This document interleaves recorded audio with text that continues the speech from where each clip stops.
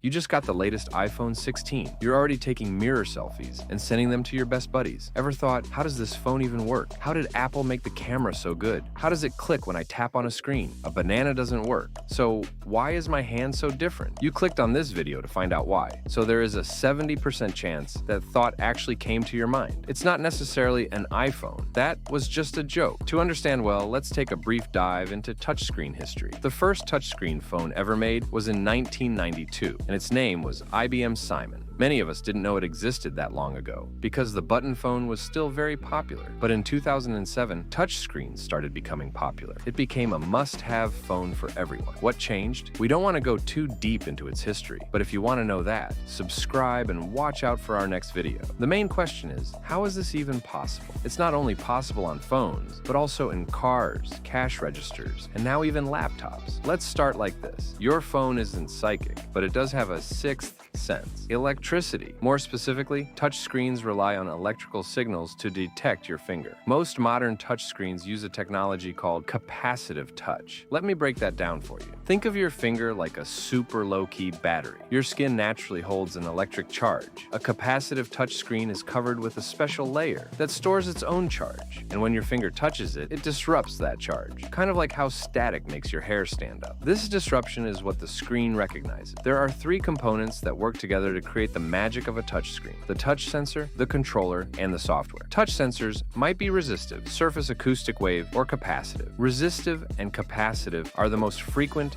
and ingenious. Resistive systems connect two metallic layers, resulting in a change in electrical current. This registers as a touchscreen event and gets handled by the computer controller. It can be used with fingers or a stylus. On the contrary, capacitive systems use a layer of capacitive material to vary the amount of electrostatic charge at the point of contact and can only be operated with the fingers. Sound waves are transmitted across the surface of glass in surface acoustic wave systems, but they are absorbed when touched with a stylus. The controller uses this absorption to calculate the stylus's location. The controller receives information from the sensor and identifies where the touch occurred. This information is subsequently transmitted to the program, which responds to the touch. This may appear to be a long procedure, yet it just takes nanoseconds in actual time. This disturbance is quantified in capacitance. This change is interpreted by the device's software, which then determines where the touch occurred. The system then responds to the touch input. But why doesn't your phone respond to other stuff? Have you ever tried using a sausage to scroll through Instagram? It's oddly popular, but it never works. That's because sausages, unlike your finger, don't have the same electrical properties. In fact, most non-living objects, like your coffee cup or your cat's paw, yes, some people try, don't carry enough of an electric charge to trigger a response. Though, in fairness, I've seen some persistent pets accidentally FaceTime their owners by walking on a screen, but that's another story. Now that we've cracked the touchscreen code, where does this tech go next? Ever heard of haptic feedback? Some touchscreens are starting to talk back with little vibrations. Imagine tapping a button and your phone buzzes to confirm, "Yep, got it." It's like the phone giving you a high five for doing something right. But scientists are pushing things even further. There's work happening on screens that could change texture. So one day you might feel different surfaces under your fingers while scrolling. Imagine feeling the grain of wood or the smoothness of marble just by touching your phone. Now, that would be wild. New, but wild. So next time you're sending a text, tapping through a game, or swiping left or right on a dating app, remember, it's not magic, it's electrical wizardry. Who knew the simple act of touching a screen had so much going on? Now, go ahead and give your phone a tap. It deserves it. Don't forget to like and subscribe.